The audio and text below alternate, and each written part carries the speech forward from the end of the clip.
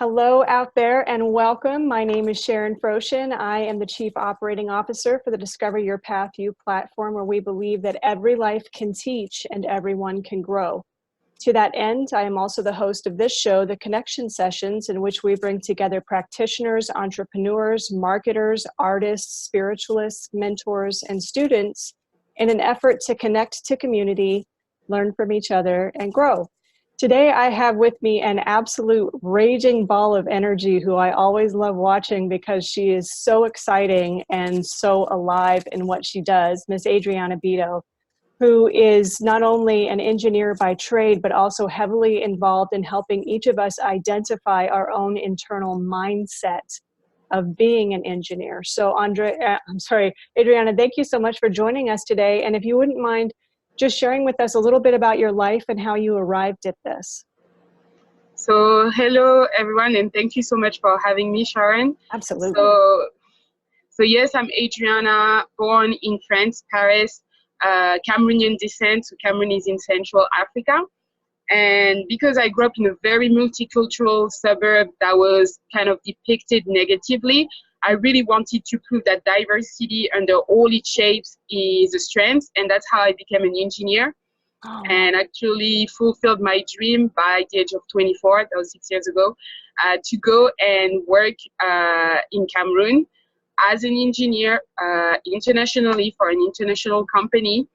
But despite achieving this and living amongst like Europe, Middle East, Africa, traveling, I had to face my own depression, realized I was not happy with my life because I was following the usual successful road, but not following my heart.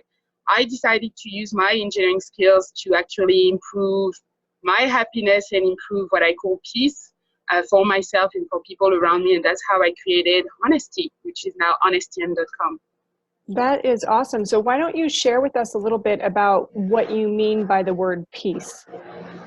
So what I mean by the word peace is really the ability and the freedom to be yourself without oppressing others or being oppressed by others. Like really the freedom of being, which can sound like nothing, but it's not that easy to actually achieve. I can't imagine. Obviously, I'm a white woman and you are a Black woman, and there are all kinds of stereotypes as to what goes on between you and I because of our race, what I believe and what you believe. And I love that you are embracing the diversity and the love of the diversity rather than the diversity defining us as enemies. So how did that arise in your heart as a human being? Was it where you were raised and the negativity associated with the location of your birth? I believe that was more, obviously it has something to do with where I was born, which is in France, in Paris, where I'm supposedly a minority, which is funny because I grew up in such a multicultural suburb that I was not a minority, actually. We were all so different. But I think it became something important to me more throughout my psychotherapy when I realized how all those things have been like participating in my internal identity battles. And kind of feeding them, and also realizing the impact of systemic oppression, like having systems that actually would privilege some people over others. But more than that, realizing that we consciously or unconsciously accept those systems, and we play the role and we play the part, and we deny the existence of it. Like I was never talking about racism or sexism before because I was like, no, I'm my own person. I can just do it on my own, or like all those things, like as if it doesn't exist. But that during the psychotherapy and everything, I just realized that the denial of it was kind of the worst thing. And I mean, racism and sexism is the thing we can see. They're kind of easy. And then I realized that there are so many other layers to identity, and just the lack of freedom of being ourselves and the lack of listening to one another and letting one another define themselves was really the thing that was a big obstacle on my journey. And I realized that it was an obstacle on a lot of other people's journey too. That's so powerful because here in the United States, where white people have owned slaves, who have owned Black people as though they were property. There is a certain type of dehumanization that is necessary in order for one human being to look at another human being as less than their equal.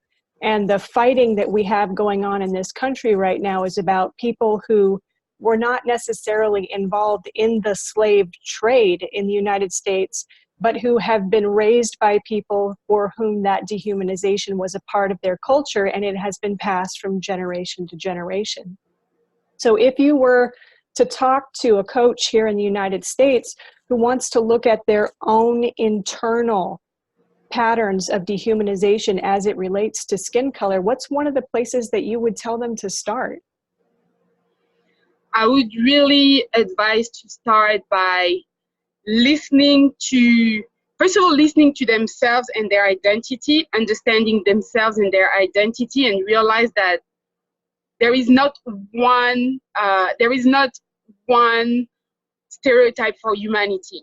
Like, as soon as you see me, I'm a human being, I'm communicating with you, I am also part of the definition for humanity. So yes, to understand that, it's really about, first of all, understanding who you are, your identity, and realize that you are one out of all of us and that we are complementary, really. yes. And once you've done this exercise of listening to yourself, just being aware of who you listen to and who you accept as a human or as an authority, and who you don't accept, and then whoever you're coaching, just really seeing this person as an expert on their own life experience. You don't want to deny their life experience, especially when it things that you haven't been experiencing yourself. So really be in this student mode of learning, understanding other people's experiences, and helping them focus on their goals and not the goals that you've been told are the goals any human being should have. That's so important, because we are programmed by our society to believe that different goals are necessary by gender, by religion, by race, by sexual orientation, and truly owning what it is that we each individually want is what brings us our true power. Wouldn't you agree? Yeah, and I also believe, to add to that, I agree that all those different goals are what create the puzzle of humanity, and that's this diversity that creates the full spectrum of colors, the rainbow, the everything. That's what makes it beautiful.